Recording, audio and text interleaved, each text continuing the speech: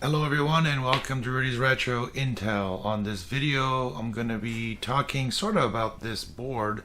This is a logic board, the display that shows input and output for the Apple II, but the video's not about this, it's about these guys right here.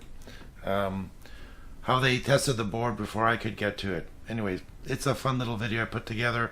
Hopefully you like it. If you did, give me a thumbs up, and if you'd like to see more, let me know in the comments about these guys, and let's get to it. Thanks for watching.